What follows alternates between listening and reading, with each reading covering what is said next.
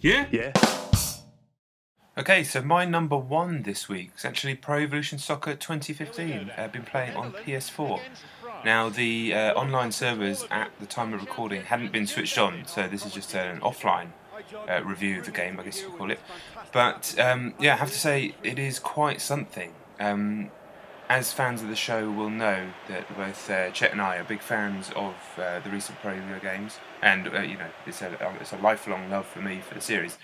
But they did lose their way for a while, and there was great hope around PES 2015 really bringing back the glory days. And from what I've played so far, which is a significant amount of offline play, those days are back, quite frankly.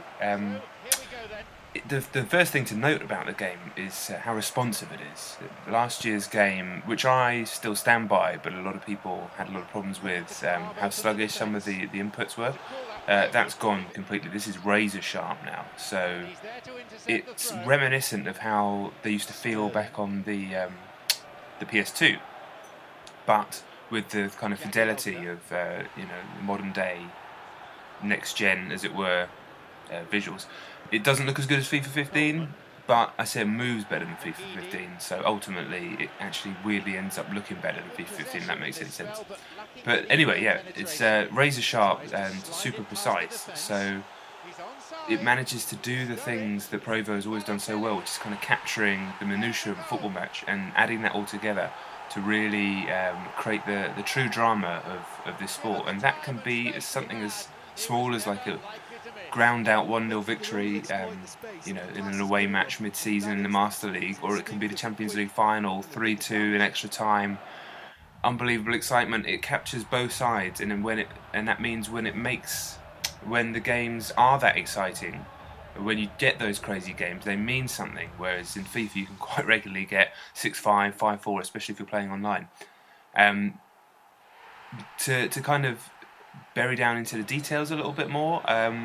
The dribbling has been reworked, so it's mainly just on the left stick now. Like I said, the responsiveness is very high, so you can jink in between players and burst through players just using the left stick and the run button. There are right stick tricks in there as well. They work similarly to PES 2014's, where you're sort of pressing the right stick, then the left stick to sort of drop your shoulder left and then move right or whatever. That stuff works really well, but it's not reliant on that. I mean, you could easily get a good dribbling game going in PES 2015 without ever using the right stick. Defending is probably the best I've experienced in a video game. Unlike FIFA's tactical defending, this has a similar thing where you have to time your tackle with the A or X button depending on what console you're playing on. But you can still use that button to contain and harry players down, and it just doesn't leave you as open to getting run around like a mug like in FIFA 15. But also the slide tackles in PES 2015 are fantastic. You can time them perfectly. If you mistime them, you absolutely clatter the player that you're trying to tackle. But yeah, time them right, and you can really just nick the ball away at the last second or smash through someone as they're running down the wing.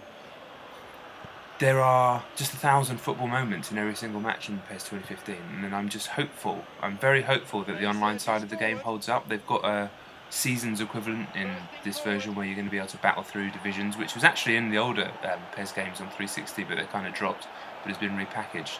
And there's a Ultimate Team competitor called My Club, which seems like this isn't available just yet, but it seems like the kind of Fisher-Price version of Ultimate Team. But then again, everything about these games is kind of like that, but when you dig down, there's actually a lot of depth and subtlety there. Like Master League, for example, it seems way less compelling than FIFA's manager mode, but because of the quality of the AI of the opponents and the fact that every match feels so different, it actually is a more compelling way of playing through a career, I find, than FIFA's more polished and believable career mode.